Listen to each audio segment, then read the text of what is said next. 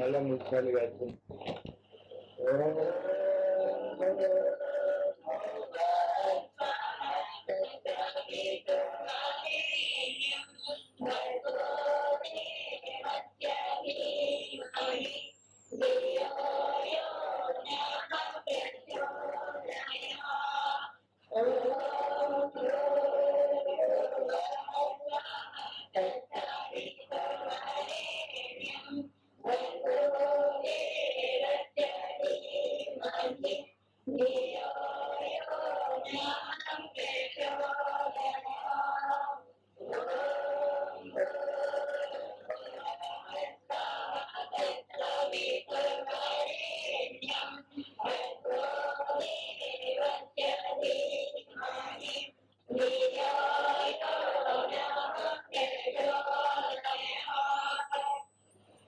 గురుపూర్ణిమ సందర్భంగా కొన్ని విశేషాలు మనం ప్రతి పూట తెలుసుకుంటూ వస్తున్నాం.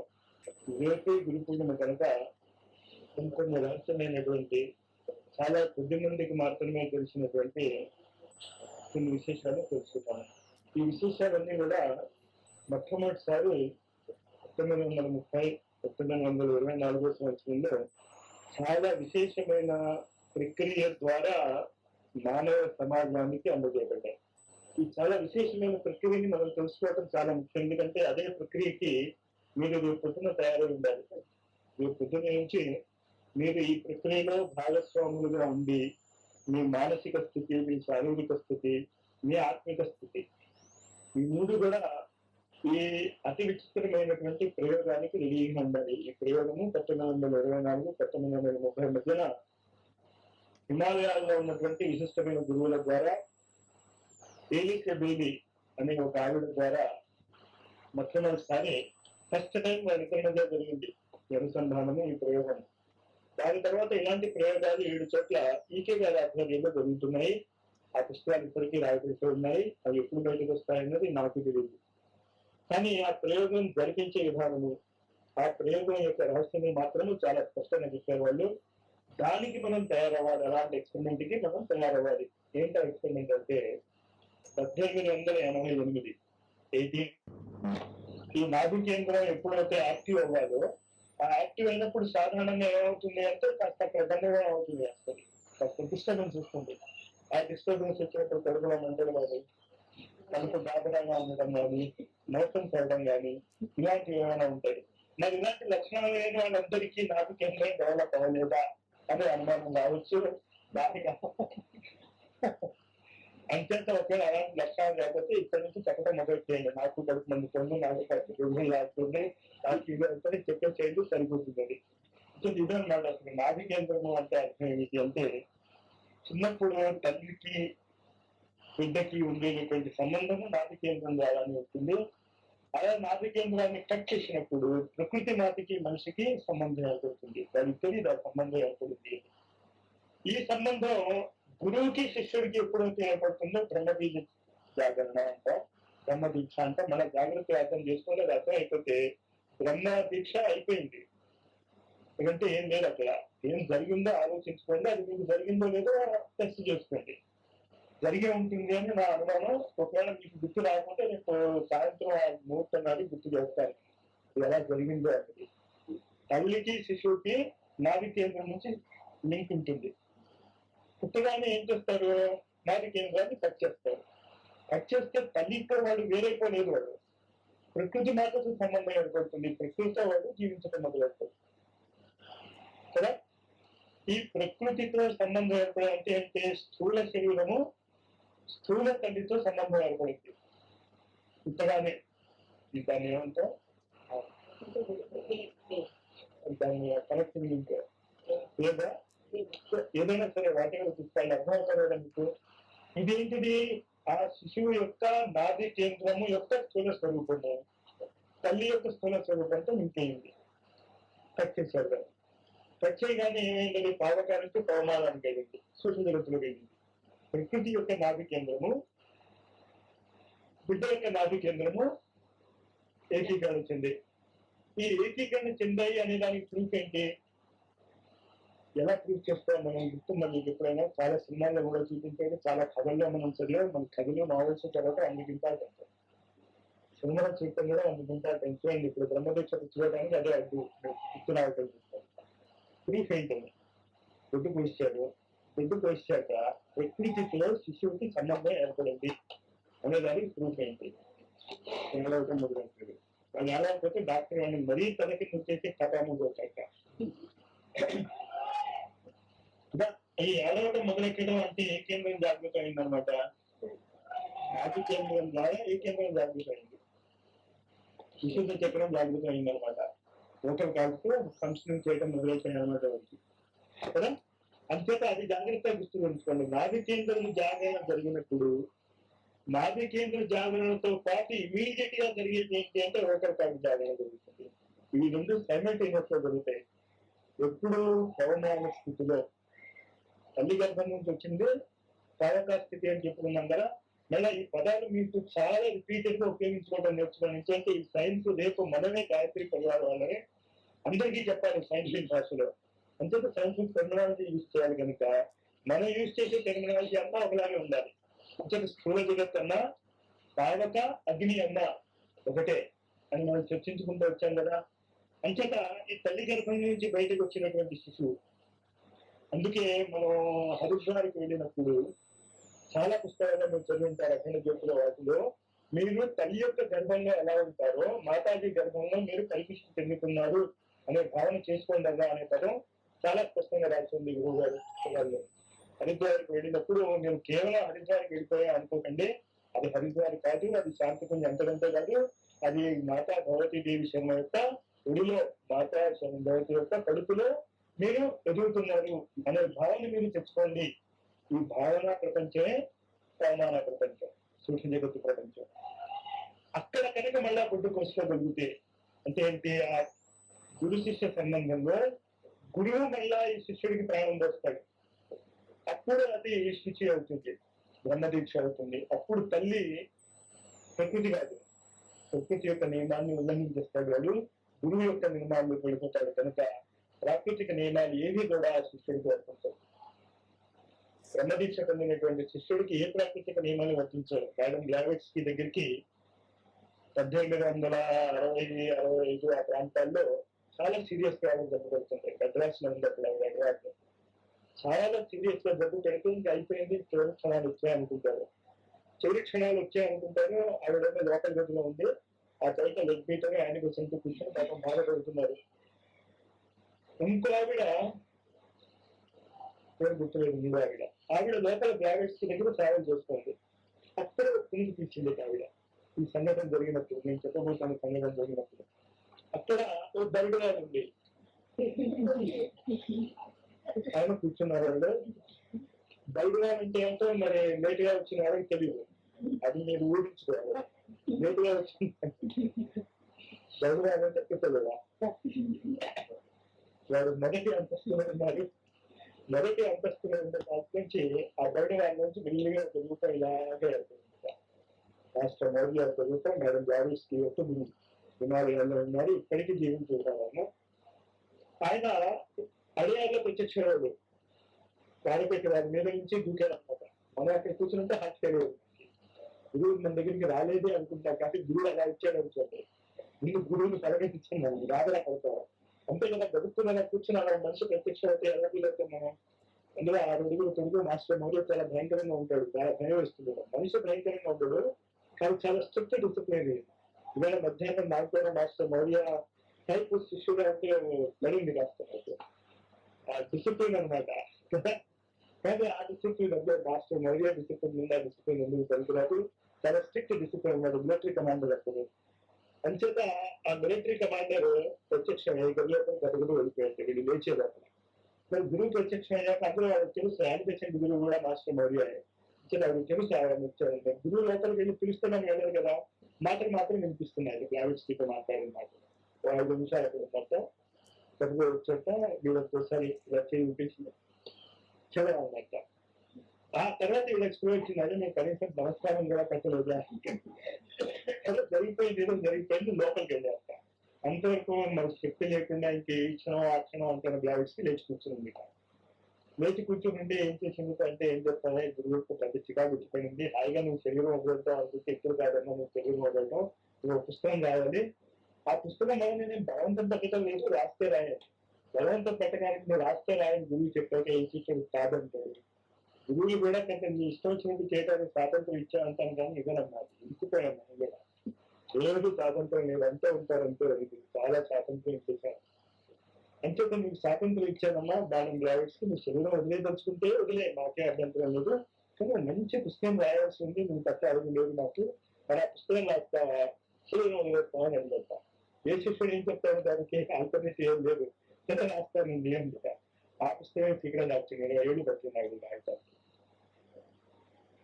అప్పుడు ఆ గురువు ఏం చేశాడు, అక్కడ ప్రాకృతిక నియమాన్ని ఉల్లంఘించాడు, మృత్యువును దాటించేశాడు. అక్కడ గురువు బ్రహ్మ, గురువు విష్ణు, గురువు దేవ మహేశ్వరం అనే పదానికి మీరు సాంకేతిక అర్థం తీసుకోకలేదు, నిజమైన అర్థమే. నిజమే గురువే బ్రహ్మ. సృష్టి కావాలి అంటే సృష్టి చేస్తాడు. నీ వాయుసు ప్రమాణం పెంచాలి అంటే పెంచి పారిస్తాడు. అనేక ఎగ్జాంపుల్స్ జూనిస్ట్రీలో ఉన్నాయి మీకు. ఎగ్జాంపుల్స్ మన గురువు గారు చేసిన దానికి మీకు ఎగ్జాంపుల్స్ కావాలంటే కావాల్సిన ఎగ్జాంపుల్స్ ఉన్నాయి అక్కడ.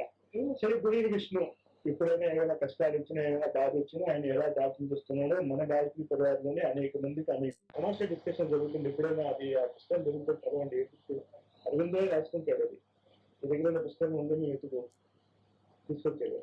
ఆ బుక్ లో అతను చెప్తే అమనస్క యోగమే కదా ఫైనల్ మన ఏముపనిషత్తు మాండూక్యోపనిషత్తులో కూడా అమనస్క యోగము అలాంటి అంటే ఇంకంతే అక్కడే అంతా ఆనందంగా బ్రహ్మానందంగా ఉంటాడు సాధకుడు అని చెప్పి ఆపిస్తాడు. అక్కడ అరవిందోకి నచ్చదు. 3 రోజులు అయిపోయిందో అమనస్క యోగం. దీనికోసం ఈ విషయంలో వీళ్ళు తాపత్రయ పెట్టారా, ఏముంది స్థిరంగా ఉంది కదా అంటే ఆ దండం పెట్టేస్తాడు. నీకు చెప్పలేదు, నాకు తెలిసింది ఇంట్లో బాబు, నన్ను 60 ఏళ్ళ నుంచి చేస్తూ ఉంటే ఆ స్థితి ఇంకా నేను రాలేదు, అప్పుడు చూస్తున్నాను. నువ్వు 3 రోజుల్లో వచ్చేసావు, నీకు నేనేం చెప్తాను సరే వస్తుంటాను. ఈయన ఇక్కడ ఈ స్థితిలో ఉండగా 16 ఏళ్ళు అమ్మాయి, ఈయన 22 కరెక్ట్ అరౌండ్ ఎందుకంటే 5 ఏళ్ళు చిన్న అమ్మాయి టూరిస్ట్ ఉంది. ఆవిడకి మీనాబాయి అంటే చాలా ఇష్టం. ఈ దేవతలు వాళ్ళతో మాట్లాడుతూ ఆవిడికి కృష్ణుడు అవతరించాడు అని అక్కడ ఉన్న దేవతలు అది కనిపిస్తుంటే అక్కడ ఆవిడ తల్లిదండ్రులు గారు మీకు చెప్తున్నా దేవుడు లేదు, తెలుస్తూ లేదు, ఏమి లేదు అంటే కాదు. సరే ఇదంతా లాభం లేదని చెప్పి ఆవిడ పెళ్లి చేస్తారు. పెళ్లి చేసుకున్నా ఆవిడ అదృష్టం బాగుంటే అతను కూడా ఇప్పించున్నవాడే. అంతకు ఏం చేశాడు కానీ చేసుకొని ఆమె అది నాకు అభ్యంతరం లేదన్నారు. ఈయన ఏం చేస్తున్నాడు, ఇక్కడ ఆవిడ పేరిస్ లో ఆవిడ సాధన జరుగుతుంది ఆ విధంగా. అట్లా అది జరుగుతుంటే ఈయన ఇంకా గురువు అనేది లేడు. ఇక్కడ ఉన్న ఒక గురువు ఒకటేమో వివేకానంద, ఆ రాయలసీమ వాసుదేవ సర్వజ్ఞ అని చెప్పి ఊరుకుంది. తర్వాత ఆ లింక్ లేదు. తర్వాత లింక్ ఏదైనా దొరికేదేమో. ఈ అమనస్క యోగం వచ్చేసారు కదా, స్పోర్ట్స్ అన్ని లోపల వెళ్ళిపోయి ఇంకా ఆలోచన లేవు, ఏమీ లేవు. ఎక్కడికి వెళ్తాడు ప్రతి కదా జామ్ అయిపోయింది అనమాట సాధనలో. అంతే ఆ జాగ్రత్తలో ఉందండి. అది కూడా అందుకు కూడా చెప్పేది అరవింద వాళ్ళ జీవిత చరిత్ర చదువుకోకుండా మనం నేర్చుకోవాల్సింది ఏంటంటే చాలా చోట్ల ఈ విధంగా జామ్ అయిపోతూ ఉంటారు. అదే చాలా పెద్ద స్థితి అవుతుంది. సరే అరవింద అలా తిరుగుతూ మృణాన్ని అని అక్కడికి ఆయన ఇదంతా జరగకముందు పెళ్లి అయిపోయింది. మృణాన్ని పుస్తకం రాస్తాడు, నువ్వు వచ్చేస్తే నా దగ్గరికి వచ్చే నాకేం అభ్యంతరం లేదు, నేనున్న పరిస్థితి ఇది, కానీ నువ్వు నాతో పాటు ఉండవలసుకుంటే హాయిగా ఉండొచ్చు, నాకేం అభ్యంతరం లేదు. కానీ ఇది నా పరిస్థితుల్లో నేనెవరినో నువ్వెవరినో రాయేదో రప్పేదో నాకేం తెలియటం లేదు, వెళ్ళిపోతే ఉద్దేశం ఆయన పరిస్థితి అనమాట. అమరస్థేయం కదా, ఏమీ తెలిసేది కదా, చాలా క్యూలర్ గా ఉండేది బిహేవియర్ అని ఉత్తరం రాశాడు. ఆ ఉత్తరం ఎప్పటికీ మీకు ఆ ఫోటోస్టేట్ కాపీ చాలా పుస్తకాలు దొరుకుతుంది అరవింద గురించి పుస్తకాల్లో. మీరు ఎలాంటి వాళ్ళైనా సరే నేను మీతోనే కలిసి ఉంటాను, నాకే అభ్యంతరం లేదనుకుంటే. మళ్ళా సామ్యం రామకృష్ణ పరిస్థితి చాలా జరుగుతుంది. సామ్యం చూడండి అక్కడ నాకే అభ్యంతరం లేదు, దానికైనా నేను పెడుతూ ఉంటాను.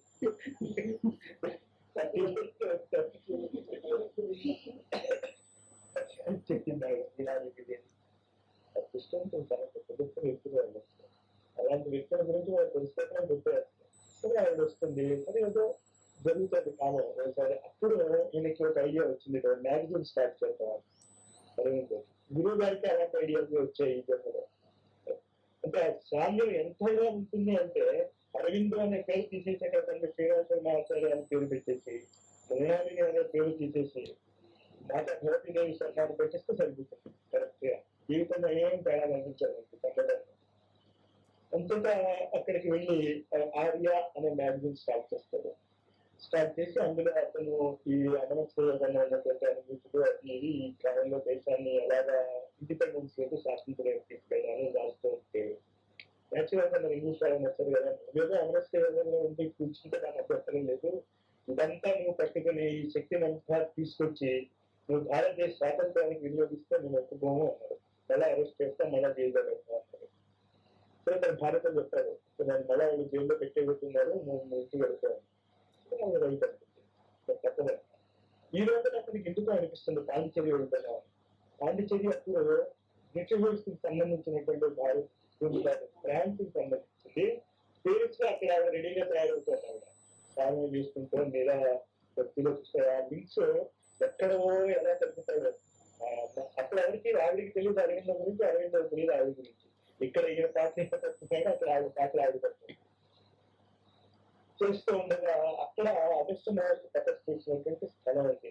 అదే స్థలం పాండిచేరిలో అదే స్థలంలో కూర్చుంటారు. అక్కడ కూర్చొని సాధన మొదలవుతాడు. సిరీస్ ఆఫ్ సాధన. ఆ సిరీస్ ఆఫ్ సాధన కొడుతూ ఉంటే ఆయన ఏం గదులు అవుతాయి అది తాడుకొని ఇల్లే ఆయన దొరికింది. ఈ గురువు ఇంటిగా వాళ్ళకి సంబంధించి దయ్యాలు నాకు భాగ్యమే. అంచేత అక్కడ ఏంటో ఈయన కూర్చుంటే అంచేత అక్కడ కూర్చుంటే రాళ్ళు పెడుతుంటే మీరు సాధన చూస్తుంటే డిస్టర్బ్ చేయడం రాళ్ళు ఎవరు చేస్తున్నారో తెలిసేది కాదు, ఇప్పటికీ తెలియదు. ఆయన కూడా ఎప్పుడు మాట్లాడకంటే పక్కనుండి కాదు సేవలు వేసుకుంటే వాళ్ళు దానికి సరే అక్కడి నుంచి మళ్ళీ ఇప్పుడున్న అరవింద ఆశ్రమం సెంటర్ కి మళ్ళీ ఇల్లు మార్చుకున్నాడు. ఆ ఇల్లు వదిలేసి రాళ్ళు పెడుతుంది. కానీ ఆ రాళ్ళ వల్ల ఎవరికి హాని జరిగేది కాదు. కానీ అరవిందో తగ్గించండి ఏమైపోతే ఒంటరి కూడా ఉండేవాడు కదా ఆ రాళ్ళు పెట్టుకుంటూ చూసి. ఈ రోజుల్లో పని నుంచి సాధన చేస్తూ ఉండేవాడు, ఒంటరిని పెట్టుకునేవాడు. మొదటి నాడు పెట్టుకుంటే తప్పు తప్పని వచ్చింటే ఏం చేస్తే ఒంటరి కానిపోయేవాడు. ఈ రోజు చేసి కిరాల్సి సరే ఆయన చేస్తున్న సాధన మళ్ళీ మీరు ఎందుకు రాలేదు నాకు తెలియదు. ఆవిడ అప్పటికి వెళ్ళిపోయింది. తర్వాత ఆ లింక్ నచ్చలేదు, స్టిక్ అయింది, ఏదో అయింది తర్వాత సంథింగ్ హ్యాపెండ్. కానీ ఆవిడ రాలేదు. ఆయన అక్కడే సాధన చేస్తూ ఉండేవాడు. ఇంకో భక్తులు ఎక్కడెక్కడ చేరాడు. వాడు కూడా ఈ రాజపత్రాన్ని చూసి పక్కన వెళ్ళిపోయాడు. వద్దులో తర్వాత నువ్వు దగ్గర ఎక్కుతావు అది. మళ్ళీ ఇంకో చోట ఆశ్రమం లాంటిది మొదలెట్టాడు. ఆశ్రమం పెట్టలేదు, ఇంకా రెండో ఆశ్రమం రాలే అక్కడికి. అదే ఉండేవాడు దగ్గర. అదే టైంలో ఆవిడికి పేరుతో ఉన్నటువంటి ఆవిడకి భారతదేశం చూడాలనిపించింది. భారతదేశం చూడాలనిపించి ఆ మెడ్రాస్ హార్బర్ అటు నుంచి పాండిచేరి నుంచి వస్తూ ఉంటే ఇంకా సముద్రంలో 2 మైళ్ళ దూరం వరకు కూడా ఈ అరవింద యొక్క ప్రతిస్పందన ఆవిడ తగ్గగలిగింది.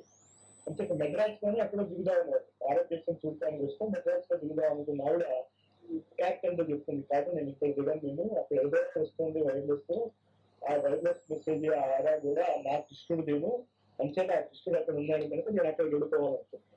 నేను ముందే చెప్పాను కదా ఆయన అదృష్టం ఏంటంటే ఆయన భర్త చాలా డబ్బున్నాడు, ప్లస్ ఇలాంటి వాటికి అది చెప్పేవాడు కాదు. వచ్చేసి అతను సరైన క్యాప్టెన్తో మాత్రం మీకు కావాల్సింది ఏమిటో ఇంకో 2 పౌండ్లు ఎక్కువ ఇస్తాను అని చెప్పి ఈ పాండిచేరి నింపారు. తిరిగి డైరెక్ట్ వచ్చేస్తున్నారు. డైరెక్ట్ వచ్చేసి చూసుకోవాలని ఇదే రూపాన్ని నేను చూసుకొని దేవాన్ని అక్కడ ఆగిపోతుంది. నేను విడిపోతాను ఎన్నిపోతాడు భర్త కూడా అని మనకు చేరొస్తాడు. వచ్చేసాక 6 నెలలు ఉంటుంది అక్కడ. ఆ 6 నెలలు ఉన్నప్పుడు ఆ రాజపట్నం అది ఇది అంతా దానికి అవిడికి దాదాపుగా అంతా ఇవి చూడలేదు కదా. అవిలో చూడలేకపోయాడు, అమరస్వ స్థితిలో ఉన్నాడు. అక్కడికి ఏం తెలియదు, చూడాలన్నా ఏం కనిపించదు. ఎంత బ్లాంక్ ఆవిడ అదంతా చూసి వాటన్నిటిని సరిదిద్ది ఆయన సాధన చెప్పేసి కష్టపడుతుంది. ఆవిడ కూడా కనుక నాకు ఆశ్రమానికి కొద్ది అక్కడ వేసి మళ్ళీ ఆ నెల తర్వాత రమ్మంది కదా అయిపోయింది. మళ్ళీ ఆవిడకి వెళ్ళిపోయిన తర్వాత నేను ఇంకా సాధన కంటిన్యూ చేస్తూ ఉంటాను. ఈ సాధన అంతా కంటిన్యూ చేస్తూ ఉండగా 26 నవంబర్ సంఘటన జరుగుతుంది. దానికంటే ముందు ఏమవుతుందంటే నేను ఆర్యా మ్యాగజైన్ స్టార్ట్ చేసేస్తాను ప్రింట్ చేయడం. దాని తర్వాత 2-3 నెలల్లో 6 నెలల తర్వాత ఆవిడ వెళ్ళిపోయింది కదా, మళ్ళీ తిరిగి వస్తాను 1 సంవత్సరం తర్వాత. ఎప్పుడు తిరిగి వచ్చాక ఆశ్రమం డెవలప్మెంట్ అది తీసుకుంటానని చెప్పి ఈయన దగ్గర ఉండిపోతుంది. శిష్యులు అక్కడ మిల్లిమిల్లిగా జాగ్రత్త మొదలెట్టారు. శిష్యులు ఆ పూర్వజన్మ ఆయన దగ్గర జాగ్రత్త మొదలెట్టి అరవింద ఆశ్రమం అనే పేరు అది పెట్టాక ముందుగా అక్కడికి బాగా ఫేమస్ అయిపోతాడు అరవింద. అరవింద గ్రూప్ లాగా వర్క్ చేస్తూ ఉండేవాళ్ళు. చేస్తున్నప్పుడు ఈవిడ మళ్ళీ తిరిగి వచ్చేసింది కదా, తిరిగి వచ్చేసి వీళ్ళిద్దరు ధ్యానంలో కూర్చున్నప్పుడు నిన్న రాత్రి చెప్పాను కదా, అది బంగారు బ్రహ్మ ఖర్చుపోయాను అదంతా తెలిసింది. ఇదంతా ఏమిటి అని అది మళ్ళీ ఈవిడికి ఆ అభిరుచి ఉంది. అందులో అరవిందో అభిరుచి లేదు కానీ ఈవిడికి ఆ శక్తి ఉంది కనుక ఆవిడ రీసెర్చ్ చేస్తుంది అన్నమాట. అది మొత్తం అంతా ఏంటి, తలుపులు అంతా ఏంటి, ఎక్కడి నుంచి వెళ్తుంది అయితే ఆ కృష్ణ కాన్షియస్నెస్ కిందకి దిగింది. ఆ కృష్ణ కాన్షియస్నెస్ కిందకి దిగింది అనే మాటకి అరవిందోకి తెలియదు, సత్సారావుకే, నాకు మదర్కి తెలియదు. కానీ వాళ్ళు చేస్తున్న రీసెర్చ్ ఏంటి అంటే అప్పుడు మనిషి ఆత్మతత్వము కలిగిన వాడు కనుక ఆ ఆత్మతత్వము వల్లే భూమి ఏర్పడింది కనుక భూమిలో నాశనం ఎందుకు ఉండాలి, మృత్యు ఎందుకు ఉండాలి, భూమిలో కూడా మృత్యు లేకుండా ఉండాలి. అది సుప్రమెంటల్ రిసెంట్ అరవిందో రీసెర్చ్ అంతా ఏంటి అంటే మనిషి కూడా అమరుడు అయిపోవాలి అని చెప్పుకుని సావిత్రి కథ ఆయన గుర్తొస్తుంది పురాణాల్లో. ఆ కథను పట్టుకుంటాడు సావిత్రికి. సావిత్రి కథ మీకు అందరికీ తెలిసిందే కదా. సావిత్రి కథలో సావిత్రి సత్యవంతులు సంవత్సర కాలంలో జరిగే సాధారణ తీసుకుని ఆ 7 తరాలు దాటి 8 గంటపడి చివరికి సత్యవంతుడి ప్రయాణాన్ని లాక్కుని వస్తుంది. ఆయన లాక్కుని వస్తుంది అంటే ఏంటి, మళ్ళా ఏ శరీరం వదిలేసాడో అదే శరీరంలో ఆకుని మళ్ళా ప్రవేశపెట్టడానికి భూమి మీద అమరులు ఉండటము సంభవమే అని ప్రూవ్ చేస్తారు అక్కడ. ఆ రోజు November 26, November 24th, 1926. అంతేగా అది సుప్రమెంటల్ డిసెంట్ అయింది అంటే అదే టైంలో సత్సాగర్ దిగాడు. అది లిఫ్ట్ ఏదైనా ఉందో లేదో మేము తర్వాత ఆలోచించాను ఇంట్లో గుర్తుంది. ఈ సాధన అరవిందో యొక్క సాధన కనుక మొత్తం మనం చూస్తుంటే అరవిందో ఒక మాట్లాడతాడు. ఋషులు ఒక చోటకి వెళ్ళి ఆగిపోయారు, వేదాలు ఒక చోటకి వెళ్ళి ఆగిపోయాయి. అంతటా భారతీయ ఆధ్యాత్మికత ఆగిపోయింది, వేదాన్ని మాత్రమే నమ్ముకోవడం. చాలా పెద్ద పెద్ద వచ్చాడు భారతీయ ఆధ్యాత్మిక అరవిందో. అంటే చాలా మందికి అరవిందో నచ్చదు. అరవిందోనే ఒక విధంగా భూషణాలు చేశాడు. అరవిందో గురించి ఎవరికి తెలియదు అసలు యాక్చువల్ గా. ఆయన ఉన్నంత వరకు ఆ తపశక్తి అది ఉంది కనుక ఆ ఆకర్షణ ఉండేది. వేదాలు అవుతా ఇది అవుతా అని వస్తూ ఉండేవాడు ఆయన దగ్గరికి. కానీ ఏ వ్యక్తి అయితే అసలు వేదాల స్థాయిని నేను అధిగమించాను అని చెప్పడం మొదలెడతాడు, నచ్చదు భారతీయులు, న్యాచురల్ గా నచ్చదు, అంతే కదా. అంతటా అరవిందో యొక్క జ్ఞానం కానీ అరవిందో యొక్క సావిత్రి పుస్తకం కానీ పెద్ద ప్రాచుర్యం పొందలేదు. కానీ అరవిందో సావిత్రిలో మొట్టమొదటి లైన్ చాలా పెద్దగా ఉంటుంది, ఒకే ఒక sentence. It is the time of dawn when gods awake అని స్టార్ట్ చేస్తారు. మళ్ళీ చూడండి గురుగారు ఆత్మహత్యలోని మొదటి సెంటెన్స్ చూడండి, మీరు రెండింటికి ఎంత సామ్యం ఉంటుందో తెలుస్తుంది. It is the time of dawn when gods awake అంటే అదేంటంటే అది కథలు సూర్యోదయం కాలేదు, దానంతా అదేంటంటే సూర్యోదయం కంటే ముందు కావాలి, బ్రాహ్మీ ముహూర్తం తర్వాత సూర్యోదయానికి ముందు కాదు. ఆ టైం ఎలాంటి దేవతలు నిద్ర లేచే టైం రోజుగా. దాన్ని గురువు గారు ఏమన్నారంటే సౌభాగ్య సూర్యోదయం అంటే మీకు ఫస్ట్ సెంటెన్స్ ఎంత సామ్యం ఉంటుంది అంటే సావిత్రిలో దాంట్లో. కానీ అక్కడి నుంచి అనేక మంది అనేక రకాల ట్రాన్స్లేషన్ చేసేవాడానికి. మనం డైరెక్ట్ ట్రాన్స్లేషన్ ఏం చేస్తామంటే అమరుడు నిద్ర లేచేవేళ, దేవత నిద్రపోతే కదా నిద్ర లేచేవేళ ఉంటాయి కదా. అసలు అరవింద సావిత్రి అర్థం కానిది, అరవింద యొక్క రహస్యాలు అర్థం కానిది, సావిత్రి అనే పుస్తకం అర్థం కాకపోవడానికి కారణం ఏంటి అంటే అదే సెంటెన్స్ మనం ఎప్పుడు ఆలోచన విధంగా చదువుతాం. 2 ట్రాన్స్లేషన్ నేను చెప్పాను కదా, కూడా రిజిస్టర్ ఆఫీస్ లో స్వయంగా నేను రిజిస్ట్రేషన్ డౌన్లోడ్ చేయాలి, నేను ట్రాన్స్లేట్ చేసుకున్నాడు. కూడా అతను మొదలెట్టాడు. నేను చెప్తున్నాను థెరపీ రాబట్టాడు మా ఇంట్లో రిజిస్ట్రేషన్ చేయాలి. అక్కడ ఏం రాసింది చూడండి, మీరు కెమిస్ట్రీ వాడు మీకు ఇంగ్లీష్ వాడుతున్నారు. ఇదే అంటారు సైన్స్ వాడికి ఇంగ్లీష్ రాదు యాక్చువల్ గా. పక్కన కాస్త పెట్టబడి చాలా కష్టాలు వస్తాయి. అలాగే it is the time in gods awake. దేవత నిద్రలేచే టైం ఏంటి అంటే మన దేవత నిద్రపోతాడు. మన గుడిలో కూడా పౌర్ణమి సేవ చేస్తారు, ఎంత ఆనందంగా ఉంటుంది. దేవత మీ నిద్రపోతుంది. అసలు ఆయన నిద్రపోగలిగారు కనుక భారతదేశం ఇప్పటికి అసలు అసలు ఆ కాన్సెప్ట్ ఆలోచన రైతు స్థితి ఎలా ఉందో ఊహించాడు. ఒక దేవత నిద్రపోవడం ఎలక్ట్రిసిటీ నిద్రపోతుంది. అసలు గత పాటు లేదు కలిపి పెట్టి నిద్రపోగలడు అంతే కదా. ఒక పక్కన గత పాటు లేదు అంటాము, మనం నిద్రపోతాం. మళ్ళీ గొడవలు అంటే ఏంటి? దేవతల స్థాయికి మనం అడగడం కాదు, మనం చేసే పని దేవతలు చేస్తారంటే ఆహారం అటువంటి మాన్యం మనం పెట్టడం నైవేద్యం పెట్టండి. కానీ నైవేద్యం మనం ఎందుకు పెడుతున్నా తెలుసు పెట్టిన కానీ దేవుడికి ఆహారం కావాలి అనేది మనకే తెలుసు. చాలా కష్టం. ఆ పుస్తకం స్టార్ట్ చేయడంలో ఉన్నటువంటి ఇంకో సమస్య ఆ పుస్తకం ఏంటి అంటే రాయలేదు ఆయన. టైప్రైటర్ ముందు కూర్చునేవాడు, కళ్ళు మూసుకొని వేలు పెట్టి టైప్ తీసాక దాన్ని కరెక్ట్ చేసేవాడు. టైప్రైటర్ కదా వేలు అంటే తప్ప అడిగాడంటే ఫాస్ట్ గా టైప్ అయిపోయారు. పేజీలు రిజర్వ్ లాగేవాడు. ఆ విధంగా అలా రాశాడు. ఆ రాయటం దాంట్లో ఉన్నటువంటి విశేషాలు, సావిత్రి దాంట్లో ఉన్న విశేషం కనుక మనం తెలుసుకోదలుచుకుంటే అందులో ఏం చెప్తాడంటే, భౌతిక జీవితంలో మానవుడు ఈ పంచేంద్రియాల యొక్క దేవత్వాన్ని అర్థం చేసుకోవటం లేదు. పంచేంద్రియాల యొక్క దేవత్వాన్ని కనుక మనం అర్థం చేసుకుంటే వీడు దేవుడు అయిపోతాడు మనుషుడుగా. ఇది పంచముఖి గాయత్రి సాధన తర్వాత చెబుతుంది గురువు గారి చేతులు. కానీ ఆయన పంచముఖి గాయత్రి సాధన అనే పేరు పెట్టలేదు, సావిత్రి అని పేరు పెట్టాడంటే పేరు పెట్టి ఇంకేమంతా చెప్పి వస్తారనమాట. మీకు దేవత్వాన్ని ఎలా చేయాలి అంతా మనం మళ్ళా గురువు గారు చెప్పింది మనం చెప్పిందాం కనుక దాని గురించి మనం పెద్దగా పట్టించుకోక్కర్లేదు. కానీ ఈ సావిత్రి పుస్తకంలో ఉన్నటువంటి వాటిలో మనం చాలా బాగా గుర్తించవలసిన విషయం ఇంకోటి ఏంటి అంటే,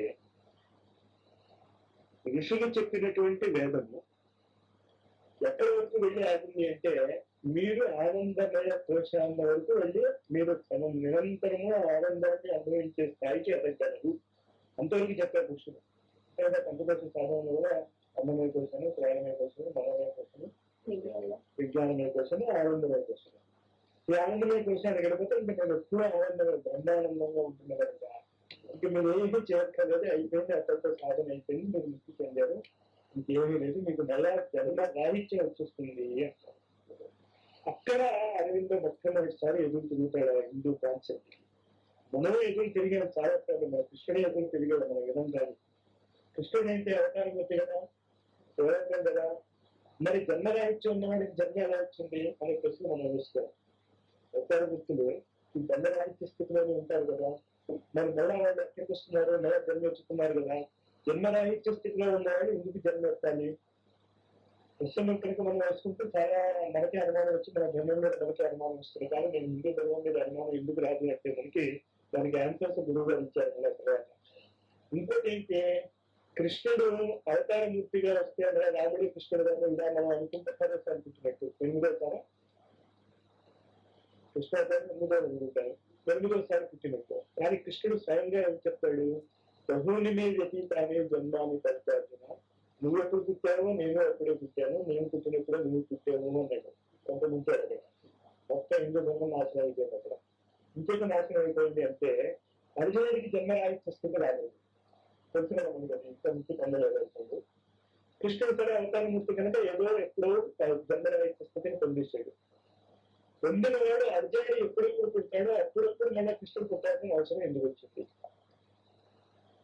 ఆయన చెప్పాడు. మరి అది మనం కల్పించింది కాదు కదా, పాపం మన వాళ్ళు ఆలోచించారు కనుక ఆ శ్లోకాన్ని అక్కడ ఉంచారు. రాత్రి అది తక్కువ శ్లోకాన్ని ఎక్కువ దారేసేవాడు. మనకి ఇప్పుడు పాయింట్ దొరికేది కాదు, ఆరుగురికి అలా చాలా శ్లోకాలు ఎగిరిపోయాయి. రామాయణంలో కూడా కన్ఫ్యూజ్ అయితే దాన్ని అలా ఉంచేస్తే తెలిసేవాడు ఎవరైనా వస్తే అర్థం చెప్పడానికి బాగుంటుంది. ఎక్కడైతే ఇలాంటి కాంట్రడిక్షన్స్ వచ్చారో ఆ శ్లోకాన్ని ఎగరగొట్టేశారు చాలా చోట్ల. ఇక్కడ కాంట్రడిక్షన్ కనిపించలేదు, అంచేత వాళ్ళు ఇచ్చేసారు. కాంట్రడిక్షన్ కనిపించింది అని నేను చాలా సార్లు ఏ సినిమా చూసాను నేను, పార్టీ గురించి ఉంటుంది పద్మావతి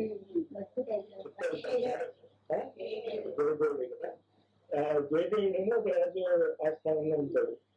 ఆస్థానంలో అంటే జయదేవుడు భార్య గురించి చాలా పొగుడుతారు. నేచురల్ మహారాణి గారి తోట వస్తుంది, నేచురల్ ఆయన భార్య గురించి పొగుడుతారు. చాలా పతివ్రత ఆవిడ. ఆవిడంటే ఏమవుతుందో ఆవిడ రాజాస్తారు మనిషి ఒకటి. తర్వాత టెస్ట్ చేద్దాం అనుకుంటున్నాను. రాజుగారు వేటకుంటారంటే జయదేవుని కూడా తీసుకెళ్ళమంటే జయదేవుడు అంటాడు అక్కడికి అదేంటో నాటికి నేర్చుకుంటాను కాదని అడవిలో మంచి రమ్యమైనటువంటి ప్రాకృతిక సీనరీస్ ఉంటాయి కదా, అంతే అది చూసుకుని నేను ఫోటో చేస్తే నేను వేట ఆడుతూ ఉంటాను తీసుకుపోతాడు. రాణి గారు చెప్తున్నాను. వాళ్ళు వెళ్ళిన 6 గంటకి రాణి గారేమో పద్మావతి దేవి జయదేవుడు బాలవీకి వచ్చి ఇప్పుడు తాతకి చెప్పగానే దాసిని పరిగెత్తుకు వచ్చి సొంతం ఎక్కువ పోయి జయదేవుని టెంపుల్ లోక దర్శనం తీసుకెళ్ళిపోయింది. అలా అయిపోయిందని వెనకాల ఉన్న కుర్చీ అది కూడా అట్టముక్కతో పెట్టారని అట్టముక్క కూడా కనిపిస్తే కదా సెలవులు కాకపోతే నేనేదో నౌతానికి చెప్తే నిజంగానే తగ్గిపోయింది. సరే ఇలా జయదేవుడు వస్తారు సాయంత్రం రాజు గారికి నన్ను చెప్పే వాళ్ళంతా చెప్పండి. జయదేవుడు ఏమంటారు పెద్దనాడే అంటారు.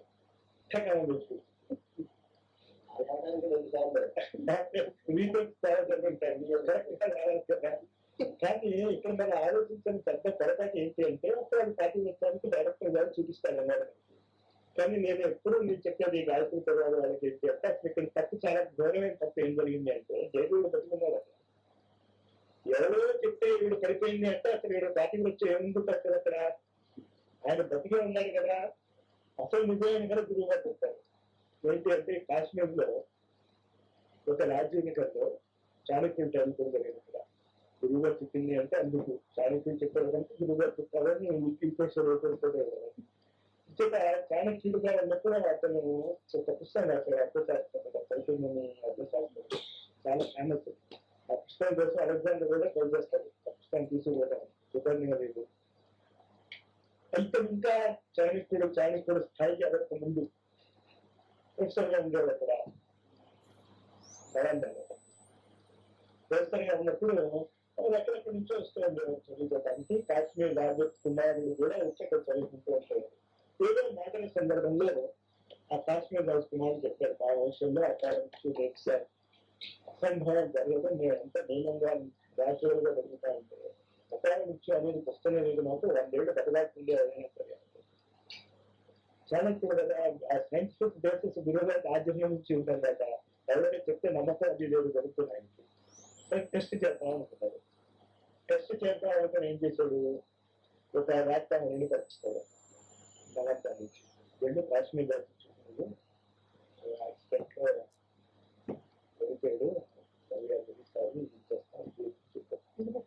దొరికాడు చేస్తాను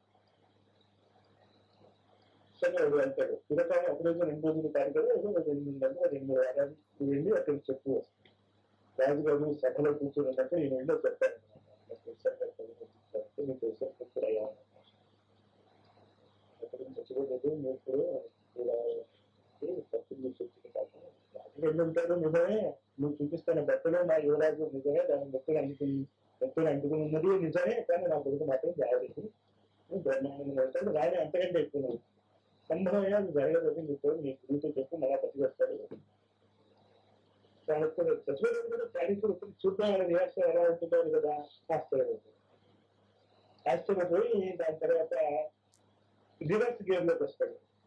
ఈ వీడి నమ్మకం ఎంతుందో చూడాలి కదా. ఇప్పుడు రివర్స్ చెప్పడం కాదు కదా, ఈశ్వరుడు తెరవేస్తే ఈశ్వరుడు అంతా చూసుకుంటాడు అని చెప్పి మళ్ళా మనకి రేపటి ఎలా మన ప్రశ్న ఉద్భవిస్తూ ఉంటుంది. మిగతా స్పీచింగ్కి రాదు కదా. అలాగే ఈ రాజు కొడుకు ఎలా రియాక్ట్ అవుతాడో అని చూసుకుని అక్కడి నుంచి కథలు వచ్చినట్టు వేషం వేసుకుని అప్పుడు వస్తాడు అనమాట. చెప్తాను కదా యువరాజు కదా పంచగతులు జరుగుతున్నాయి కదా చెప్పండి చూడాలి. మేము ఉంటే డైరెక్ట్ గా చెప్పచ్చు కదా ఇలాంటి వేషాలు ఏంటో ఇద్దు అని చెప్పి నవ్వుకుంటూ పెట్టారు. నాకు తెలుసండి ఏం లేదండి మీరేం గాబరా పడుతుంది ఈయన కొత్త కూడా అచ్చబెట్టారు చాణక్యుడు.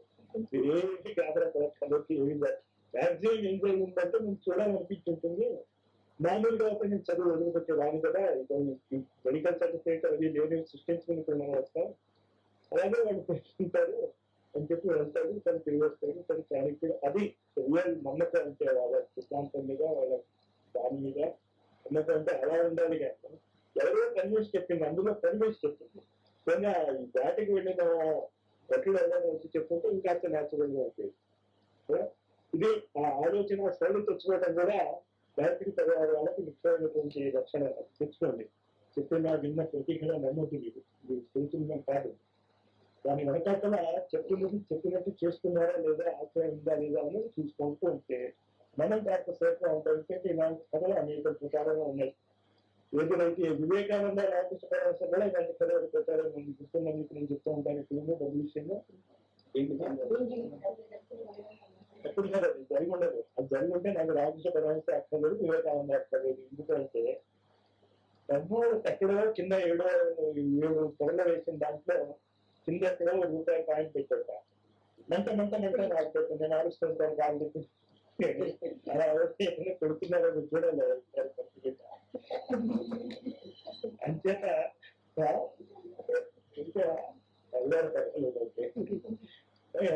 కానీ అంటే అది ఇమిటేట్ చేస్తే నేను అడగాలి, కానీ అది ఆరు చూడదని చెప్తున్నాను. అంతే అక్కడ పెడితే ఏం చేస్తారు మొత్తం రెండవ వివేకానందం చేసుకుని ముందు దొరికారు. అసలు రామకృష్ణ పరమహంస ఏ స్థాయి కలిగిన వ్యక్తి, డబ్బు మట్టి అంతా సమానంగా ఉన్న స్థాయికి వ్యక్తికి నీ నూతన నీకు దొరికే అక్కడ పట్టుకోతే ఇంకా నీ సాధన ఎక్కడ ఏమిటి, నీ సాధన ఏమైంది ఇంకా నీకు తెలుసుకొని కూడా అక్కడ రూపాయలు ట్యాక్స్ పెట్టారు తెలుసు చెప్తుంది. వివేకానంద కూడా అలాంటి ఎక్స్పెక్ట్ చేయడు. వివేకానంద స్థాయికి వ్యక్తి, ఆ వివేకానంద టీనియర్స్ ఉందే ఇలాంటి టెస్టులు పెట్టదు. పెట్టుంటే బ్రహ్మాండమైన టెస్ట్ పెట్టింది పవారి బాబా దగ్గర రామకృష్ణ పరమహంస వాయించి వాయించాడు, చచ్చిపోయాక. ఆ స్థాయి వాయించి ఉండాలి కానీ గురు శిష్య సంబంధంలో రూపాయి పెట్టుకుంది ఖర్చుకుంటారు కానీ అవి కథలు ప్రచారం ఉంది. అందుకు నేను చెప్తున్నాను. ఎంత ఎందుకు చెప్తున్నానంటే మీరు కరెక్ట్ యాంగిల్ ఆ గాయత్రి ఆ ప్రకృతి ఆ ప్రజ్ఞ ఎంత ప్రఖర్ ప్రజ్ఞ అని గురువు గారు తన ఫ్యామిలీ రాసుకున్నది తీవ్రంగా ఉండాలి. అనాలిసిస్ కరెక్ట్ గా ఉందా లేదా, ఇది గాయత్రి సాధనలో రహస్యం. అసలు ఈ ఇంద్రియాలన్నింటినీ గురించి కూడా సాధన గురించి చెప్పుకుంటూ ఈ ఆనందమయ స్థితిలో ఉన్నటువంటి సాధకుడు పరమావధి పొంది జన్మరాహిత్యం చెందుతాడు అనేది తప్పు. జన్మ రాహిత్యం చెందటం అంటే కూడా ఒక విధమైనటువంటి బంధమే అంటాడు లాజిక్ అక్కడ అరవిందుడు. ఇంకంటే జన్మ రాహిత్యం చెందా అంటే ఇంకా నువ్వు పుట్టలేమంటే నేను మళ్ళీ అక్కడ వచ్చింది కదా. ఇవాళ లిమిటెడ్ నీ ఇష్టం వచ్చేసి నువ్వు స్వతంత్రుడు కాదన్నమాట. ఇంకా పుట్టదలుచుకుంటే పుట్టాలి, పుట్టకూడదు అనుకుంటే పుట్టకుండా ఉంటే స్వతంత్రం అయినట్టు కదా లెక్క. నువ్వు ఏ స్థాయికి ఎదిగిపోయావు, నువ్వు కావాలనుకున్నా పుట్టలేని స్థాయికి నువ్వు ఎదుగుతా అది ఎందుకు చేయాలి అవసరం. ఇది కరెక్ట్ స్థాయి కాదు, యుక్తి కాదు. అది కూడా ఇంకో రకమైనటువంటి ఆనందం అనే కర్మంలో మీరు ఇరుక్కుపోతున్నారు. అక్కడ ఇరుక్కుపోతుంది. నిజమైన సాధన ఏంటి అంటే ఆ దేవత్వాన్ని, ఆ ఆనందాన్ని భూమిలో పొందుతారు. ఆ స్వర్గాన్ని భూమి మీద ఎదుగుతుంది. ఆ స్వర్గాన్ని భూమి మీద వదిలేండి అనే పదాన్ని ఇక్కడ ఈయన వస్తుంది కదా. ఆ సిమిలారిటీస్ మీకు చాలా కనిపిస్తాయి అరవిందో దాంతో సిమిలారిటీస్. కానీ తేడా ఏంటంటే అరవిందో చెప్పింది 5 ఇంద్రియాలను ఉపయోగించుకోండి, ఈ 5 ఇంద్రియాల శక్తిని మీరు ఉపయోగించుకోండి అని చెప్పి 5 ఇంద్రియాల శక్తిని వర్ణించడానికి సావిత్రి అనే పద్యంలో దీంతో స్టార్ట్ చేస్తారు. కనుక ఇంద్రియాల శక్తిని అశ్వపతి అనే రాజు నుంచి స్టార్ట్ అవుతుంది కదంతా. అశ్వపతి అంటే రాజు అనే అర్థం కూడా ఉంది, ఇంకో అర్థం కూడా ఉంది. అశ్వపతి అంటే మనస్సుని మైండ్ పవర్ చూడంలో తెలుస్తాం కదా. కొంచెం ఈ యాంగిల్ వాళ్ళ మనస్సు వీటిని అలా ఎలా ఉపయోగించుకుంటారు, సాధన ఎలా చేసుకుంటారు, ఇదంతా కూడా గాయత్రి మహావిద్యాలయం మూడో భాగంలో సావిత్రిలో చెప్పిన దాన్ని హిందీలో చెప్పాడు గురువు. గాయత్రి మహావిద్యాలయం మూడో భాగం మొదలెడతాం. మనం 5 రోజులు పూర్తి చేయడం అనుకోండి, మొదలెడతాం. ఇప్పుడు రేపు మొదలెడదాం అనుకుంటున్నాను. అందులో కొన్ని సాధనలు ఈ సాధనలు అవి చేస్తున్న దాంట్లో అన్నిటికంటే చాలా గొప్పదైనటువంటి సాధనలో వచ్చేటటువంటి పంచమికి సాధనలో వచ్చేటటువంటి క్రైసిస్ పాయింట్ ఎంతో ఉంటాం. ఈ అన్నాడు ఉంటున్నప్పుడు అది 20 నిమిషాలు ఎంతో అయిపోయాక క్రైసిస్ పాయింట్ వస్తుంది. ఆ టైం ఇప్పుడు మీరు జాగ్రత్తగా ఉండకపోతే పదులుపడాలి. ఇంకా ఎక్కువ మాడిపోవటం ఏదో జరిగిపోతుంది కదా. అలాగే క్రైసిస్ పాయింట్ సాధకుడి జీవితంలో కూడా వస్తుంది. ఆ క్రైసిస్ పాయింట్ ఎక్కడ వస్తుంది అంటే వాడి శరీరాన్ని వదిలిపెట్టి ఇంకో శరీరానికి వెళ్తానికి చేసే ప్రయత్నం ఎప్పుడైతే మనుషులు ఇంకో శరీరంలోకి వెళ్ళిపోవాలి. అరవిందో సాధన, గాయత్రి సాధన ఎక్కడికి తీసుకొస్తుంది అంటే నువ్వు మళ్ళీ ఇంకో శరీరానికి వెళ్ళాల్సిన అవసరం లేదు. ఉగాది బలాలు పడకపోతే మళ్ళీ మనం అందరం 24 సంవత్సరాలు కలుసుకుందాం. తక్కువ తీసుకుంటాం. పరిస్థితి అదనమాట. మళ్ళీ టైం అప్పుడు తీసుకొచ్చి వెతకాలంటే కాదు. అది సావిత్రి సత్యవంతుడు అదిగో ఆ క్రైసిస్ పాయింట్ ఇప్పుడు మళ్ళీ వచ్చింది మనకి. ఈ క్రైసిస్ పాయింట్ ఎక్కడ వచ్చింది అంటే ఈ శరీరాలు మారడం, ఆత్మలు మారడం ఈ పదాన్ని మనం ఎప్పుడు కూడా మనిషి వాల్మీకి రత్నాకరుడు తెచ్చిపోయాడు, వాల్మీకి పుట్టాడు కదా. విల్వమంగళుడు, సూర్యదాసు వాళ్ళు చచ్చిపోయారు, భక్తులు. అది అసలు అక్కడ మనం అర్థం చేసుకోవచ్చు. వీరు అసలు ఇంకో వ్యక్తిగా మారిపోతారు. వాడు చచ్చిపోయి మళ్ళీ ఆ శరీరంలోనే దూరేటప్పుడల్లా మీరు కనిపిస్తారు ఇండియా అనేది కంప్లీట్ అయిపోతారు. అక్కడ అరువులో పొగదలుచుకుంటారు. ఆ సత్యవంతుడు కూడా వచ్చాడు, కానీ ఆ సత్యవంతుడు లేడు ఇంకా.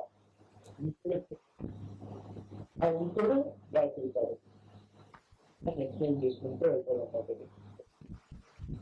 ఆ పత్తికి సాధన అంతా విప్పేసి ఇలా తీవ్రంగా అనేక కథల అర్థం గురించి రాస్తూ ఈ జగన్మోహన్ మాలవ్య కూడా కార్యక్రమం చికిత్స తీసుకున్నప్పుడు మళ్ళా అయిపోతారు. అది కాస్తుంది ఆలోచన సరే మారిపోతుంది. మళ్ళా యువతుల్లాగా ఉత్సాహం వస్తుంది. 75 ఉన్నా 97 ఉన్నా ఇప్పుడు గురువుగారికి ఉన్న ఉత్సాహం, గురువుగారు వ్యాప్తి చెందుతారు. ఊహించండి 83 సంవత్సరంలో 82 సంవత్సరం గుర్తులేదా ఉన్నవి జాగరణ ప్రక్రియ మొదలైన ముందు 24,000 గాయత్రి శక్తిపీఠ 2,400 గాయత్రి శక్తిపీఠాలు తయారు చేయించారు.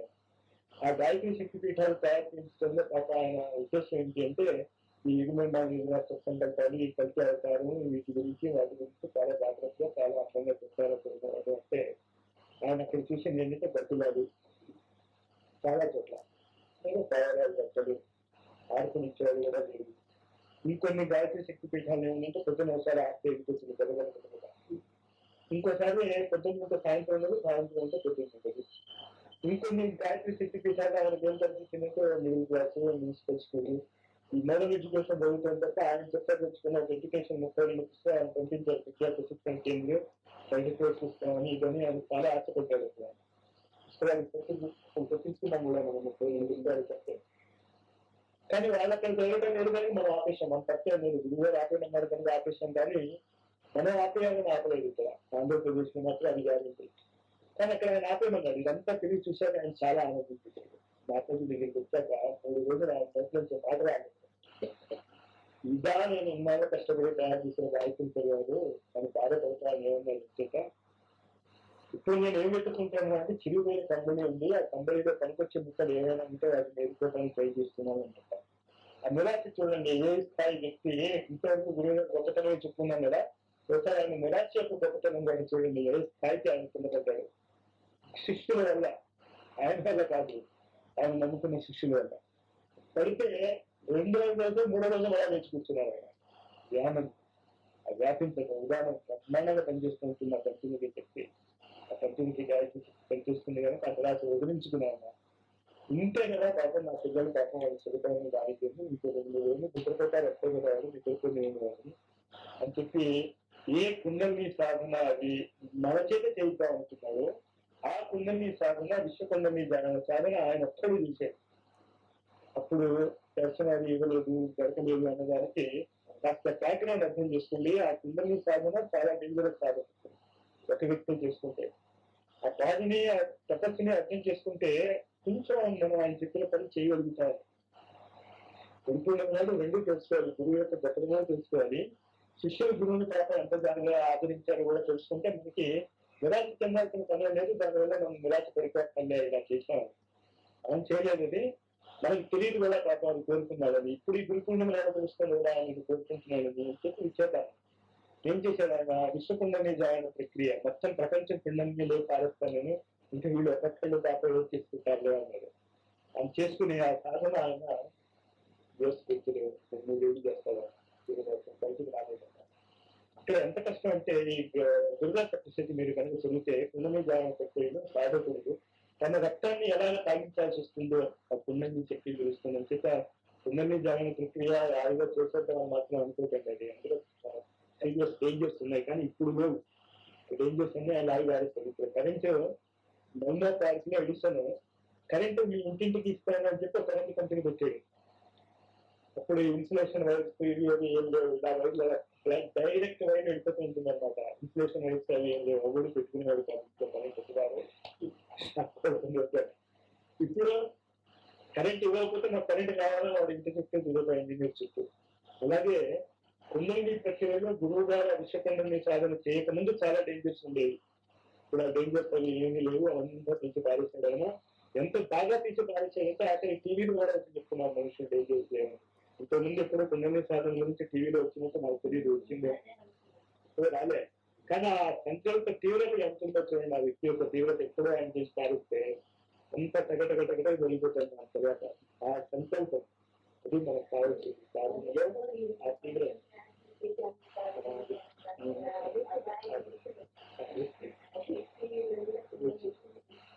ఎంచేత అక్కడ ఆయన సాధన చేస్తున్నప్పుడు పొందే కష్టాలన్నీ కూడా 700 కోట్ల మంది సాధన ఆయన ఎక్కడ చేశాడు కొంచెం ఆలోచించుకోండి. ఆయన ఎలాంటి వ్యక్తి, ఒక కుండలిని సాధన ఒక వ్యక్తి చేస్తే చాలా కష్టం, చాలా డేంజర్, చాలా ప్రమాదం అందరికీ తెలుస్తుంది. ఆయన అందరూ కలిపి 700 కోట్ల మంది ఉన్నారు కదా, అందరికీ కలిపి ఆయన అప్పుడు కొద్దిగా రిసెప్ట్ చేయలేదు. ఇటు బాధించి ఇంకా పర్వాలేదు, ఇంకేమిటి ఏం ప్రమాదం లేదు. దాని తర్వాత ఆయన మళ్ళీ వచ్చింది ఎంతైనా మన ఇండియన్స్ కదా, భారతీయులు కదా, మళ్ళా చెప్పింది చేస్తారో చేయరు, వీళ్ళకి ఒక ఎక్స్ట్రా డోస్ పెడతాం. మనం వెళ్ళామే అప్పుడు దీక్ష తీసుకున్నాం, అది విషకుండలి దీక్షలో మనం కూడా భాగస్వామి అక్కడ. అందుకే నేను అంత ధైర్యంగా చెప్తాను, కుండలి ధ్యానం జరిగిపోయిందా మీరు గుర్తు చేసుకోవాలి. ఇప్పుడు వెళ్ళినప్పుడు దీక్ష గుజరాత్ సాధించారు, విషకుండలి ధ్యానం సాధన. కానీ వెళ్ళని వాళ్ళకి జరగలేదు అని గాబరా పడకండి, 700 కోట్ల మందికి జరిగిపోయింది. అదే కానీ చెప్తున్నాను, వెళ్ళిన వాళ్ళకి గురువు గారి చాలా గొప్ప విషయం, నాకు చాలా ఆనందం కూడా, చాలా గొప్ప నేను ఫీల్ అయ్యాను ఈ గురువు దగ్గర. ఎక్కడంటే పుట్టుపత్తి వెళ్తేనే మీరు వింటారు ఆ సాధన గురించి కానీ దాని గురించి కానీ, ఇంకో గురువు దగ్గరికి వెళ్ళాలి. ఇక్కడ మాత్రము ఆయన ఏం చేసినా అక్కడ చేతిలో రాకొస్తాడు, అందరికీ చెప్పేస్తాడు. రహస్యాలు ఉంచుకోవడం, దాచుకోవడం ఏమీ లేదని, ఓపెన్ సీక్రెట్. ఇది చేశాను, ఇది చేస్తున్నాను, ఇది చెయ్యండి. అదేదో గాయత్రి పరివారం అక్కడ శాంతి కుంజలో గాయత్రి తీర్థంలో ఉన్న 200 కుటుంబంలో మళ్ళీ అందులో 5గురికి ఒక కస్తూరికో కుటుంబాలతో చెప్పడం ఉండదు. వీళ్ళు చూస్తే ఎవరి గురించి చెప్తున్నారో పేరు తెలియపోయిన మనం ఇక్కడ పెంచుతాను నేను చెప్పడం లేదు. ఆ తేడా గురువు యొక్క ఓపెన్ సీక్రెట్స్ లో అందరూ చెప్పేస్తాను, నేను ఇష్టపడిన జాయిన్ చేయబోతున్నాను, మీరేమీ బాధపడకండి, మీ నుంచి నేను దూరం కావటం లేదు. అప్పుడు రాశాడు, అసలు మీ నుంచి నేను దూరం అవటం నేను సహించలేదు, నేను ఏడుస్తున్నాను, మీకు ఏడుపు వచ్చినా రాకపోయినా, అంత ప్రేమ ఉంది నాకు. ఈ ముసలాడు ఎక్కువగా చూస్తారా అనుకున్నా, నేను మాత్రం వదిలేదు నన్ను ముట్టిగా పోతాను అని చెప్పుకుంటూ ఆ విషయంలోనే జాగ్రత్త ప్రక్రియ చేసిన తర్వాత భారతీయుల మీద చాలా నమ్మకం వచ్చి భారత రాష్ట్ర జాగ్రత్త ప్రక్రియ చేస్తారు. ఆ రాష్ట్ర జాగ్రత్త ప్రక్రియ చిరమంతంగా తల్లితాను ఆలోచన చేసేసుకున్నాడు. తల్లితాను ఆలోచన చేసుకోవడానికి స్థూల శరీరం చెడ్డ శరీరం అవును ఆలోచన చేసుకునేది కదా, అది జరిగింది అక్కడ ఆ రాష్ట్ర జాగ్రత్త ప్రక్రియలో. మనం కూడా అందులో చాలా అదృష్టంగా ఆ టైం ఇప్పుడు డైరెక్ట్ గా మాట్లాడి బ్లెస్సింగ్స్ ఆ ఆహుతిలో మనం కూడా పాల్పంచుకున్నాం. మహానంది గారికి వచ్చినప్పుడు అదే రోజున అదే యాంగిల్లో గురువు గారు చెప్పిన డేట్స్ లోనే మనం తెలియదు ఆ డేట్స్ అని చెప్పారు. మనకి చాలా అదృష్టాలు, ఏదో డేట్స్ అనుకున్న మహానందిలో ఆ డేట్స్ చూడలేదు. చాలా మంది తర్వాత గుంటూరులో మనం చాలా తిట్టారు, ఏం డేట్స్ పెట్టించాయి, పెద్ద డేట్స్ పెట్టారు. అది శుక్రవారం, అది శనివారం కాదు, ఆదివారం కాదు, ఏది కుదరలేదు. కానీ గురువు గారి టైమింగ్స్ కుదిరాయి, పూర్తిగా కుదిరాయి అనమాట. ఏంటంటే 7, 5, 6, 7 పెట్టుకున్నాం. ఎన్నో ఉత్తరాలు వస్తుంది, 8 కూడా మీరు పెట్టుకోండి, అది కూడా రోజు అని అప్పుడు 8 కూడా పెట్టుకున్నాం. ఉత్తరం అందరూ మేము పెట్టేసుకున్నాం. టైమింగ్ వాళ్ళు పెట్టిందని 5, 6 ముందు కాదు కదా, 8 అనుకోలేదు. అసలు మాట్లాడి ఇక్కడ ఉత్తరం వచ్చింది 8 చేసుకోవాలి అట్లా మేము ఉన్నాం, కానీ 8 చేసేసుకున్నాం అక్కడ చెప్పినట్టే. కానీ 5, 6, 7, 8 యొక్క ఇంపార్టెన్స్ ఎందుకు నేను చెప్తున్నాను అంటే భారత రాష్ట్ర కుండలి జాగ్రత్త. కానీ ఇవంతా ఎందుకు చెప్పుకుని వస్తారంటే భారతదేశంలో ఆంధ్రప్రదేశ్ కి మాత్రమే ఆ గౌరవం మళ్ళా దొరుకుతుంది. 6 రాష్ట్ర కుండలి జాగ్రత్త ప్రక్రియలో ఆయన 6 కేంద్రాలు ఎన్నుకున్నారు. పాపం ఆయనకి ఎక్కడ వీలైతే అక్కడ ఆ 6 కేంద్రాలలో దక్షిణ భారతదేశంలో ఒక కేంద్రం ఉంది. మధ్యప్రదేశ్ లాస్ట్ పాయింట్ తెలుగులో 6, దాని పేరు బ్రహ్మకరణ ఎంచుకోట బ్రహ్మదేశ. ఈ గురుకున్నాడు మనందరం పొందాలని నా కోరిక. అంతే కాస్త చికాగ్గా ఉన్నా, కాస్త టైం ఎక్కువైపోయినా నేను చూసుకునే చెప్తున్నాను దాటేవని. దానికి పూర్తి చేయడానికి పూర్తి అవనివ్వండి నెమ్మది స్టేజ్కి వెళ్ళాలి కనుక. అంచేత ఆ రాష్ట్ర జాగరణ ప్రక్రియలో భారతదేశాన్ని లేపిస్తాడు ఆయన. లేపడం అంటే కిందని జాగరణ. ఆ తేడా అర్థం చేసుకోండి. మొదట ఆయన చేసింది విశ్వ జాగరణ దాంట్లో ఆ గురువు యొక్క గొప్పదనం 700 కోట్ల మంది అంటే పుట్టిన వాళ్ళది చిన్నపిల్లలది అందరిది ఏకంగా లాగేశాడు కుండలి అని. లాగేసిన తర్వాత ఇంకా లాభం లేదు, భారతదేశంలో వీళ్ళ కుండలి జాగడ అయినా వీళ్ళు గుర్తించలేదు కనుక భారతదేశానికి అధిపతి ఒకటి ఉంటారు. ప్రాణదేవతలు ఇలా చెప్పుకున్నట్టు దేశ దేవతలు కూడా ఉంటూ ఉంటారు కనుక ఆవిడ కుండలి జాగరణ చూసి పారిస్తే ఆవిడ శరీరంలోనే కదా మనం ఉంటాం భారతదేశంలో ఉన్న వాళ్ళందరూ. అంతటి ఏమైపోయినటువంటి గాబరా ఉన్నదని చెప్పి అంటే ఏంటి మానవుల కుండలిని జాగరణ ప్రక్రియ మాత్రమే కాకుండా అమానవీయ శక్తుల కుండలి జాగరణ ప్రక్రియ కూడా జరిపించేటటువంటి మొట్టమొదటి వ్యక్తి ఏమయ్యాడు. ఆ తేడా తెలుసుకోండి కుండలి జాగరణ ప్రక్రియలో. ఈ తేడాల వల్ల ఏం జరుగుతుందో కూడా అర్థం చేసుకోండి. కుండలి జాగరణ ప్రక్రియలో మానవుడు మహామానవుడుగా రూపొందుతాడు, మానవుడు మహాశక్తిగా రూపొందుతాడు. భారతదేశం యొక్క అణువులు కూడా మహా అణువుగా రూపొందేటువంటి సాధన అన్నది. అందుకనే ఆయన బల్ల బుద్ధి అంత గట్టిగా చెప్పగలుగుతున్నాడు భారతదేశం రాబోయే కాలానికి గురుపీఠం వహిస్తుంది. భారతదేశం యొక్క గొప్పతనాన్ని, భారతదేశంలో ఉన్నటువంటి అణువులని అనేక మంది ఋషులు అనేక రకాలుగా పొగిడినప్పటికీ ఈ అణువులకి ఆ అణువులకి గురువుగా సాగిన తర్వాత వచ్చిన తేడా మెజర్ తీసేటటువంటి ఇన్స్ట్రుమెంట్స్ లేవు, లేకపోతే మెజర్ చేయదు. అసలు ఆ ఇన్స్ట్రుమెంట్స్ లేవు. ఏం కుండలి జాగరణ జరిగిన వచ్చి గురువు గారు అక్కడి నుంచి వెళ్తే ఏం తెలుస్తుంది మనకి? ఈయన మామూలుగా ఇప్పుడు అలా విడిపోయాడు అక్కడి నుంచి దేవయాసంతో. మీకు తెలియదు పని శ్రీనివాసం ఏం తెలుస్తుంది మనకి? ఆ కొలవగలిగేటటువంటి దృష్టి కానీ ఆ కొలవగలిగేటటువంటి యంత్రాలు మనకు ఉంటే ఈ భారతదేశ రాష్ట్ర జాగరణ అప్పుడు చేసినప్పుడు ఆయన ఆత్మహత్య చేసుకున్నప్పుడు ఏదాన్ని ధరించేవాడు. అసలు ఏం జరిగిందో మనకు తెలియదు. కానీ చాలా మనకు ఆనందించాల్సిన అవసరం ఏంటంటే అటువంటి మాత్రమైనటువంటి సంఘటనలో ఆంధ్రప్రదేశ్ ని కూడా 7వ చక్రంగా చేర్చుకున్నారు. ఆరు చక్రాలతో పాటు 7వ చక్రం కింద చేర్చుకున్నారు. అది కేవలం అక్కడ ఇద్దరికి తెలుసు, మిగతా వాళ్ళకి తెలియదు. మాట్లాడుతూ తెలుసు, గురువు గారికి తెలుసు. అంటే మిగతా వాళ్ళకి తెలియదు కూడా ఎంతలో ఇది జరిగింది. ఆ విధంగా అవసరం చేసుకోండి, మీరు అందులో కలిసిపోతారు. అది మన అదృష్టం కనుక ఇప్పుడు జరిగేటటువంటి ఏ గురు పూర్ణిమలో జరిగేటటువంటి బ్రహ్మదీక్ష కూడా మీకు జరిగిపోతుంది. మీకు అది ఎలా జరగలేదు, ఎలా తెలియలేదు, ఇది తెలియకపోవచ్చు. మనకు తెలియకపోయినా మీరు ఏమి జాగ్రత్త పడకుండా జరిగిపోతుంది. ఈ జరిగిపోయే ప్రక్రియలో మనం గుర్తించవలసింది అరవిందో గురించి మీకు కష్ట అవగాహన వచ్చిందా? మంచిది, అలాంటి శాస్త్రం మంచిది. అంచేత ఈ అరవిందో సాధన చేసినటువంటి సాధనని రాష్ట్ర జాగరణ సాధనగా లాగేవారు. అరవిందో చేయలేకపోయాడు, కూర్చోలేకపోయాడు. ఆ మధ్యలో శరీరం వదిలేయాల్సి వస్తుంది. అది మళ్ళీ ఈయన పూర్తి చేస్తారు రాష్ట్ర జాగరణ ప్రక్రియలో. అరవిందో చేయనటువంటిది, అరవిందో ఊహించినటువంటి ప్రక్రియ ఇంకోటి విశ్వ జాగరణ పద్ధతికి చేశాడు ఆయన. ఇటువంటి మహత్తరమైనటువంటి గురుకులు నాడు మనం 3 పాయింట్స్ గుర్తుంచుకోవాలి. అగ్ని యొక్క పావక, పవమాన, శుచి. పావక అంటే ఉన్నది ఉపయోగించుకోవడం. మీకు ఉన్నటువంటి వనరులతో స్టార్ట్ అయింది. నేను ఏం చేస్తాను, నేను ప్రైమ్ మినిస్టర్ను, చీఫ్ మినిస్టర్ను, ఎడ్యుకేషన్ తీసుకున్న చెప్పాను. ప్రతి స్కూల్లో కూడా క్యాల్కులేషన్ చేసుకోండి. నన్ను అవలేదు కదా ఎలా చేస్తాను, ఉన్న దాంతో స్టార్ట్ అవ్వండి. ఎక్కడ ఉన్నారో అక్కడి నుంచి స్టార్ట్ అవ్వటం పావక. అది లేని మనం పొందడం పవమానాలు. దాని తర్వాత ఏంటి, ఈ అగ్ని, ఈ క్వాలిటీ దీన్ని పరిపూర్ణ పవిత్రంగా ఏ స్థాయికి ఇప్పుడు దేవతలు వాటిని అదే కదా పరిపూర్ణ పవిత్రత ముఖ్యం అంటారు కదా. ఆ స్థాయిలోకి ఎదిగిన వ్యక్తులుగా కనుక మనం చేసుకురాగలిగితే గురువు గారు చెప్పినటువంటి సాధన మనం పూర్తిగా చేయగలుగుతాం కనుక. కానీ ఏ సాధన చేసినా ఏం చేసినా మనం ఆ దేవతలు తలపెట్టుకున్నా అందరూ సుఖంగా ఉండాలి, ఎవరు కళ్ళమ్మట నీళ్లు పెట్టకూడదు, అందరూ హాయిగా ఉండాలి అని ప్రార్థించాలి కనుక. అంటే అంత గొప్ప శిష్యుడు బాధపట్టేందుకు ఆయన ఇక్కడే ఉన్నాడు కదా, వేరే బాధపడటం చాలా తప్పు కనుక.